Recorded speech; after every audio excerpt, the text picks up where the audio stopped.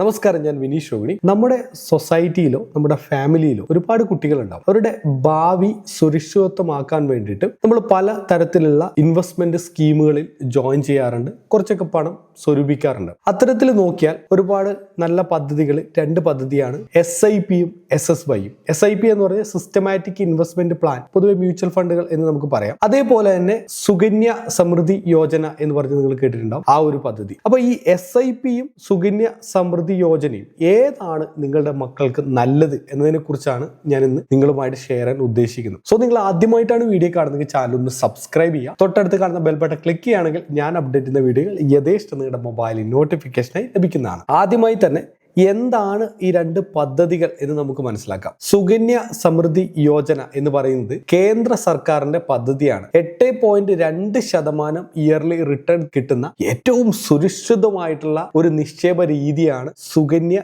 സമൃദ്ധി യോജന എന്ന് പറയുന്നത്. Mutual fund SIP എന്ന് പറയുന്നത് ചൈൽഡ് മ്യൂച്വൽ ഫണ്ട്. പലതരത്തിലുള്ള മ്യൂച്വൽ ഫണ്ടുകളുണ്ട് കുട്ടികൾക്ക് വേണ്ടിയിട്ടുള്ളത്. വിപണി അധിഷ്ഠിതമായിട്ടാണ്, അതായത് മാർക്കറ്റ് ലിങ്ക് ചെയ്തിട്ടാണ് ഇതുള്ളത്. അതായത് സ്റ്റോക്ക് മാർക്കറ്റുമായി ബന്ധപ്പെട്ടിട്ട് സ്റ്റോക്ക് മാർക്കറ്റിലെ പലവിധ ഫണ്ടുകളിലേക്കൊക്കെ നിക്ഷേപം നടത്തുന്ന ഒരു രീതിയാണിത്. അങ്ങനെ നമ്മൾ മന്ത്ലി നമ്മൾ എന്ത് ചെയ്യുന്നു, SIPയിലേക്ക് ഇൻവെസ്റ്റ്മെന്റ് ചെയ്യുന്നു. നമ്മളല്ല ഈ സ്റ്റോക്ക് മാർക്കറ്റിലോ അല്ലെങ്കിൽ ഡിബഞ്ചറോ ബോണ്ടിലോ നിക്ഷേപം നടത്തുന്നത്. ഇതൊക്കെ ഫണ്ട് മാനേജേഴ്സ് ആണ് ചെയ്യുന്നത്. നമ്മൾ ഒരു ഫിക്സഡ് ആയിട്ടുള്ള എമൗണ്ട് നേരത്തെ സുകന്യ സമൃദ്ധി യോജനയിൽ ഇടുന്ന പോലെ നമ്മുടെ SIP ആയിട്ട് നമ്മൾ മന്ത്ലി നമ്മുടെ അക്കൗണ്ടിൽ നമ്മൾ ഇട്ടുകൊണ്ടിരിക്കുകയാണ്, അല്ലെങ്കിൽ ഓട്ടോ ഡെബിറ്റ് ആയിക്കൊണ്ടിരിക്കുകയാണ്. ഇത് മാർക്കറ്റുമായിട്ട് ലിങ്ക് ചെയ്തിട്ടാണ് 12 മുതൽ ഒരു 15% വരെ നമുക്ക് ഇയർലി റിട്ടേൺസ് നമുക്ക് കിട്ടും. ദീർഘകാലയളവിൽ വലിയ ഒരു വളർച്ച ഈ പറഞ്ഞ SIPകൾക്ക് ഉണ്ട് താനും. പ്രധാന വ്യത്യാസങ്ങൾ നമുക്കൊന്ന് മനസ്സിലാക്കാം. SSY എന്ന് പറയുന്നത് സുരക്ഷിതത്വമാണ്, ഗവൺമെന്റിന്റെ സെക്യൂരിറ്റി ആണുള്ളത്. ഇൻട്രസ്റ്റ് 8.2 ഫിക്സഡ് ആണ്. അതുപോലെ തന്നെ സീറോ റിസ്ക് ഒന്നും തന്നെ ഇല്ല. ലോക്കിൻ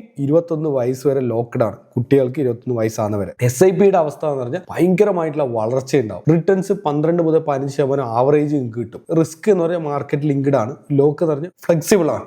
എങ്ങനെ ഈ ഒരു പദ്ധതി തുടങ്ങാം എന്നതിനെ കുറിച്ചാണ് അടുത്ത് നമ്മൾ മനസ്സിലാക്കുന്നത്. SSY അതായത് സുകന്യ സമൃദ്ധി യോജന അക്കൗണ്ട് നമുക്ക് പോസ്റ്റ് ഓഫീസ് വഴിയാണ് സ്റ്റാർട്ട് ചെയ്യാൻ പറ്റുക, അല്ലെങ്കിൽ ബാങ്ക്. പോസ്റ്റ് ഓഫീസ് വഴി ചെയ്യുന്നതാണ് ഏറ്റവും ബെറ്റർ എന്നാണ് എനിക്ക് പറയാനുള്ളത്. ആവശ്യമായ രേഖകൾ, അതായത് കുട്ടിയുടെ ജനന സർട്ടിഫിക്കറ്റ്, ഏജ് 10 താഴെയാണെങ്കിൽ ബാക്കിയുള്ള കാര്യങ്ങളൊക്കെ നിങ്ങൾക്ക് വേണം. ആധാർ കാർഡ്, ഫോട്ടോ, ബാക്കി പാരന്റ്സിന്റെ ഡീറ്റെയിൽസ് എല്ലാം വേണം. അപ്പൊ നിങ്ങളുടെ കുട്ടിയും കൂട്ടി നിങ്ങൾ പോസ്റ്റ് ഓഫീസിന്റെ അടുത്ത് പോയി കഴിഞ്ഞാൽ നിങ്ങൾക്ക് അക്കൗണ്ട് തുടങ്ങാൻ നിങ്ങൾക്ക് സാധിക്കുന്നതാണ്. അതേപോലെ തന്നെ SIPക്ക് മൊബൈൽ ആപ്പ് മതി, അല്ലെങ്കിൽ ഒരു demat account. Just mobile app വഴി ഡിമാറ്റ് അക്കൗണ്ട് ഓപ്പൺ ചെയ്യാൻ പറ്റും. ഗ്രോ പോലെയുള്ള കമ്പനികൾ, അതുപോലെ തന്നെ സീറോയുടെ കോയിൻ പോലെയുള്ള സംവിധാനങ്ങൾ, ഒരുപാട് കമ്പനികളുണ്ട്. ഒരുപാട്, അല്ലെങ്കിൽ നിങ്ങളുടെ ബാങ്കുകളിൽ നിങ്ങൾക്ക് ഏത് അക്കൗണ്ടുള്ള ബാങ്കിൽ ഡയറക്റ്റ് പോയി കഴിഞ്ഞാൽ അവിടുന്ന് നിങ്ങൾക്ക് ചെയ്യാൻ പറ്റും. ഒരു ഡിമാറ്റ് അക്കൗണ്ട് ഓപ്പൺ ചെയ്ത് കഴിഞ്ഞാൽ ഡയറക്റ്റ് നിങ്ങൾക്ക് നിക്ഷേപിക്കാൻ പറ്റും. ജസ്റ്റ് KYC ഏത് വയസ്സുകാർക്കും വേണമെങ്കിൽ നിങ്ങൾക്ക് സ്റ്റാർട്ട് ചെയ്യാം. KYC കാര്യങ്ങളൊക്കെ ചെയ്ത് കഴിഞ്ഞാൽ മന്ത്ലി നിങ്ങളുടെ അക്കൗണ്ടിൽ നിന്ന് ഓട്ടോ ഡെബിറ്റ് ആവുന്ന രീതിയിൽ നിങ്ങൾക്ക് ചെയ്യാം. സുകന്യ സമൃദ്ധി യോജനയും അതേപോലെ തന്നെ അക്കൗണ്ടിൽ നിന്ന് ഡെബിറ്റ് ആവുന്ന പോലെ നിങ്ങൾക്ക് ചെയ്യാൻ നിങ്ങൾക്ക് സാധിക്കും. അല്ലെങ്കിൽ നിങ്ങൾക്ക് ഡയറക്റ്റ് ഓരോ മാസം നിങ്ങൾക്ക് അക്കൗണ്ടിലേക്ക് നിങ്ങൾക്ക് ഡെപ്പോസിറ്റ് ചെയ്യാൻ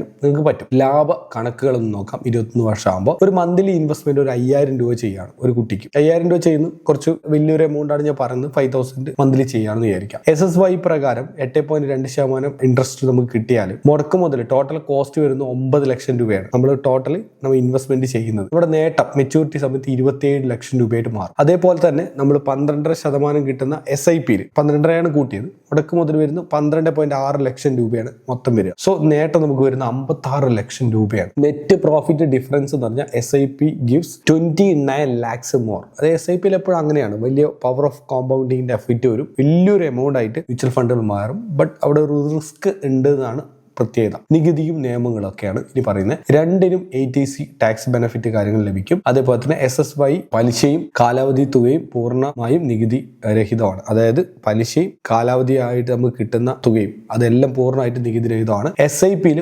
1.25 ലക്ഷത്തിന് മുകളിലുള്ള ലാഭത്തിന് 12% നമ്മൾ നികുതി കൊടുക്കണം. SSYയിൽ കംപ്ലീറ്റ് പൂർണ്ണമായിട്ട് നികുതി ഇല്ല. ഇതിനകത്താണെങ്കിൽ ഈ SIPയിൽ വരുമ്പോൾ 12% നമ്മൾ നികുതി കൊടുക്കണം. അതായത് 1.5 ലക്ഷത്തിന് മുകളിലുള്ള എല്ലാ ലാഭത്തിനും. ഇപ്പോൾ 1.5 ലക്ഷം കഴിച്ച് ബാക്കി എത്രയാണ് നിങ്ങൾക്ക് ലാഭം കിട്ടിയ ആ മുഴുവൻ എമൗണ്ടിന് അത്രയും വലിയൊരു എമൗണ്ട് 12% നിങ്ങൾ നികുതി കൊടുക്കേണ്ടതായിട്ടുണ്ട്. Balance safety and growth. സുരക്ഷിതത്വത്തിന് SSYയും സമ്പാദ്യ വളർച്ചയ്ക്ക് SIPയും തിരഞ്ഞെടുക്കുക. രണ്ടും യോജിപ്പിക്കുന്നതാണ് ഉചിതം. അത് രണ്ടും കൂടി ചെയ്യുക. കുറച്ച് പൈസ SSYയിലും ചെയ്യുക, കുറച്ച് പൈസ SIPയിലും ചെയ്യുക. അങ്ങനെ രണ്ടും ഒരുമിച്ച് മുന്നോട്ട് കൊണ്ടുപോകുക. ഇതുപോലെ ഒരുപാട് പദ്ധതികൾ സർക്കാർ അവലംബിച്ചിട്ടുണ്ട്. അതേപോലെ തന്നെ ഒരുപാട് പദ്ധതികൾ പ്രൈവറ്റ് ആയിട്ടുള്ള രീതിയിൽ നമുക്ക് ചെയ്യാനും പറ്റും. ഇത്തരത്തിലുള്ള സേവിങ്സ് ആൻഡ് ഇൻവെസ്റ്റ്മെന്റ് റിലേറ്റ് ചെയ്തിട്ടുള്ള ഒരുപാട് കാര്യങ്ങൾ വരുന്ന ദിവസങ്ങൾ അപ്ലോഡ് ചെയ്യുന്നുണ്ട്. ഇതൊന്നും അറിയാത്ത ഒരുപാട് ആൾക്കാരുണ്ടാവും. അവർക്കൊക്കെ വീഡിയോ ഒന്ന് നിങ്ങളുടെ വാട്സ്ആപ്പ് ഗ്രൂപ്പിലേക്ക് ഒന്ന് ഷെയർ ചെയ്ത് കൊടുക്കുക, ഫ്രണ്ട്സിനൊക്കെ ഒന്ന് ഷെയർ ചെയ്ത് കൊടുക്കുക. നിങ്ങളുടെ അഭിപ്രായങ്ങൾ നിർദ്ദേശങ്ങൾ കമന്റ് ബോക്സിൽ രേഖപ്പെടുത്തുക. മറ്റൊരു മികച്ച വീഡിയോ ആയിട്ട് നമ്മൾ നാളെ കാണാം. It's Vineesh Shoni signing off. By.